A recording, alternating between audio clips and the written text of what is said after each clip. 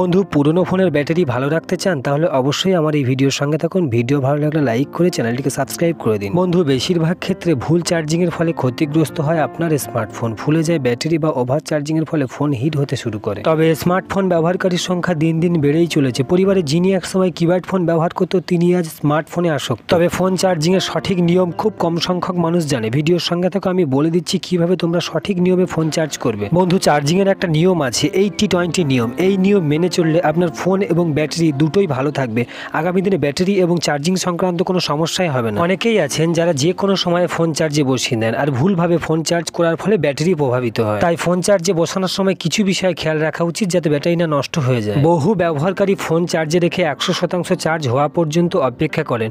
90-95% charge হয়ে গেলে তারা চার্জার ডিসকানেক্ট করেন না। বন্ধু আপনি যদি এমন করেন তাহলে আজই অভ্যাস বদলে ফেলুন, কেননা বিশেষজ্ঞদের মতে স্মার্টফোন 80 বা 80% চার্জ হলেই যথেষ্ট।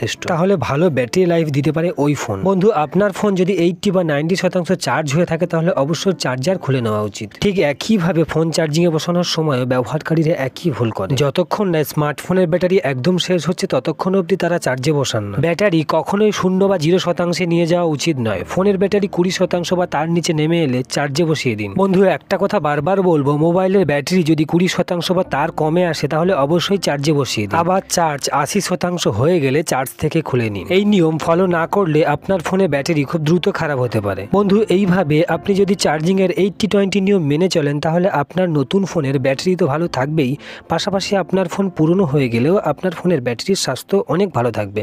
তো বন্ধু আমার ভিডিওর সঙ্গে থাকার জন্য অনেক অনেক ধন্যবাদ। ভিডিও ভালো লাগলে লাইক করে চ্যানেলটিকে সাবস্ক্রাইব করে দেবে।